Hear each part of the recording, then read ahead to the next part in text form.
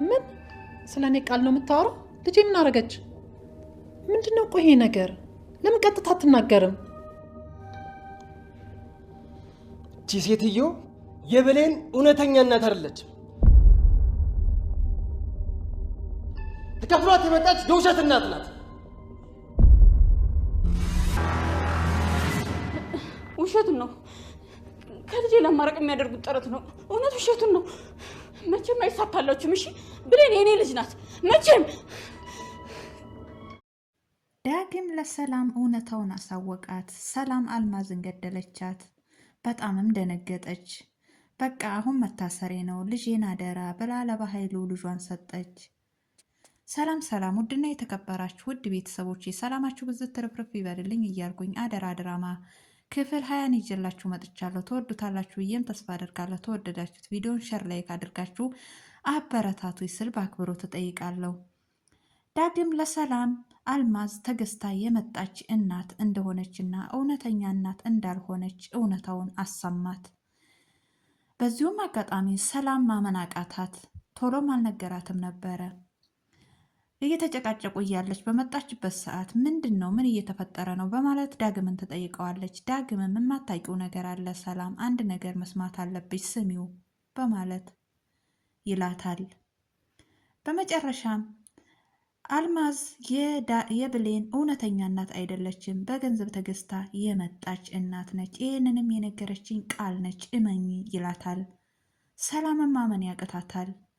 በልጅ ላይ ምን አይነት ነገር እየፈጠርክ ነው ዳግም? ያምካል እንዴ? ልጅ እኮ ነች እያለች ለልጇ ስትከራከርም ነበረ። በፍጹም ይሄ ሁሉ የቃል ስራ ነው ብሎም ይላታል። በጣምም ትናደዳለች። ውጣልኝ ባክህ፣ ያልተረጋገጠ ነገር ይዘህ ልጄን እንደዚህ እንድትናገራት አልፈቅድልክም።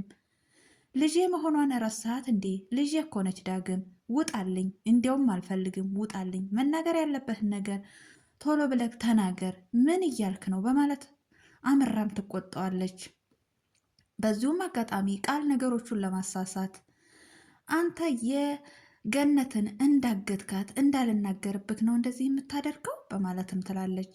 ሰላም በጣም ትደነግጥና ገነትን ያገትካት አንተ ነክ እንዴ ዳግም ብላም ትለዋለች። ዳግምም ቃል አንቺ የኔን ስተት ተጠቅመሽ የራስሽን ነገር ለመቀየር አትሞክሪም ብሎ ይላታል።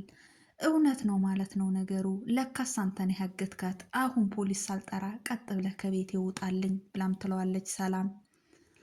ቃልም በዚሁም አጋጣሚ ረዳት ስታገኝ ውጣ፣ አሁን እኔ ፖሊስ ሳልጠራ ውጣ።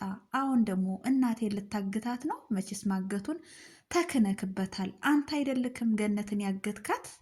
መቼም እኔ አይደለሁም ብለህ መዋሸት ትችላለህ። እኔ ነኝ ያገትኳት ብላም ትለዋለች። በጣምም ይደነግጣል። በዚሁም አጋጣሚ ውጣልኝ ብላም በጣም አመራም ነበረ ሰላም። ሰላም ይህን ብቻ እንዴ ብቻ ስሚኝ፣ ያለውን ነገር ብቻ ስሚኝ፣ እውነታውን ሳላሳውቅሽ ከዚህ ቤት በፍጹም አልወጣም ብሎም ይላታል። እሱም የቀዳውን ሪከርድ ከፍቶ ሰላም እንድታዳምጥ ያደርገዋል። እውነታው ከቃል እንደሆነ ትሰማለች።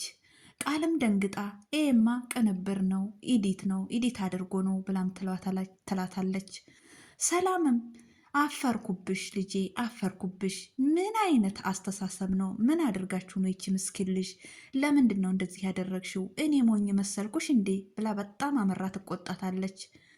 በዚሁም አጋጣሚ አንቺስ ምን ልትሰሪ ነው ይሄን እንድታደርጊ የሞከርሽው? በማለት ከአልማዝ ጋር ይያያዛሉ። አልማዝና ሰላም ይያያዛሉ። አልማዝም መጀመሪያ የራስሽን ወቂ፣ ዝም በይ እባክሽ እያለች ለማመነጫጨቅ ሞከረች። በዚሁም አጋጣሚ እስተጭራሹንም ብለሽ እኔን ትናገርኛለሽ በማለት ይተናነቃሉ። በመጨረሻም ትገፈትራታለች። አልማዝ ትወድቃለች። ይደነግጣሉ። ቃልም ደነገጠች። ዳግምም እንደዛው። ገደልኳት በማለት ጠጋ ብለው ያየዋታል። ቆይ ራሷን ስታ መሆን አለበት በማለት ጠጋ ብሎ ዳግም ያያታል። ነገር ግን እጇን አንስቶ ቼክም ሲያደርግ አልማዝ ሞታለች። በጣምም ይደነግጣሉ። በደነገጡበትም ሰላም በቃ እኔ ነፍሰ ገዳይ ሆኝ ማለት ነው፣ እኔ አውቄ አይደለም ያደረግኩት በማለት በጣም ትደነግጣለች። አንድ ላይ ተደነጋግጠውም እያሉ በዚሁም አጋጣሚ ማን ነው በኃይሉ ይመጣል። በኃይሉም ሲመጣ በጣም ይደነግጣሉ። እንዴት አውቆ መጣ የሚል ጥርጣሬ እንዳይፈጠርባቸው አጎቴን የደወልኩለት እኔ ነኝ፣ ሌላ መላት አለው ብዬ ነው ብላም ትላለች ቃል። ነገር ግን አይደለም። በዚሁም አጋጣሚ አልማዝ እንደሞተች ያያል። በጣም ይደነግጣሉ። ወንድሜ ሰው ገደልኩ፣ ነፍሰ ገዳይ ሆንኩልክ፣ ልታሰር ነው፣ ልጄን አደራ፣ እኔ እስር ቤት ስገባ ልጄን አደራ፣ እንደ ባለፈው ጥላት እንዳትሄድ እንዳትደዛ እንዳታደርጋት ብላም ትማጸነዋለች። እኔ እያለሁ አንቺ አትታሰሪም እህቴ እያለም ይላታል።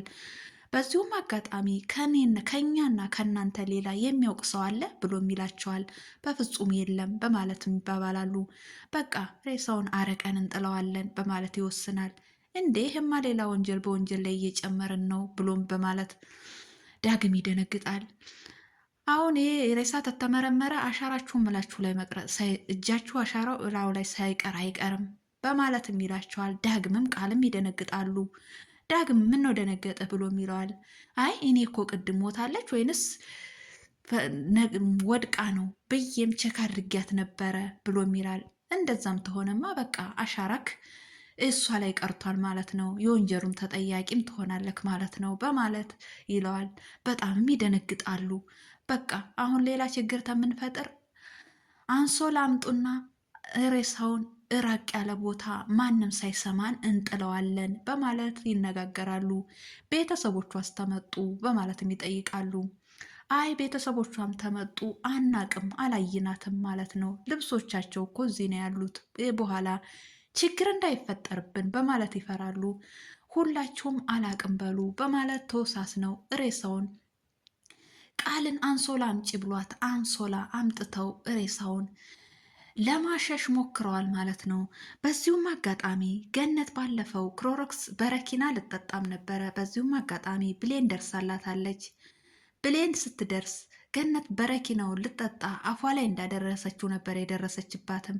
ከአፏ ላይ ተጠንቃት ትነጥቃትና እናቴ ምን ነው ራስሽን ልታጠፊ ነው?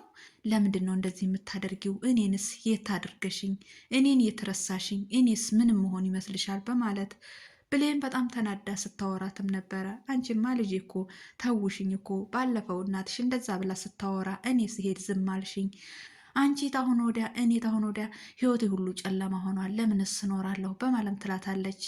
እኔ መቼም ቢሆን እናትነቴን አልክድም፣ አንቺ ከኔም በላይ ከእናቴም በላይ ከወላጅ እናቴም በላይ ነሽ በማለት እሷን ታጽናናታለች።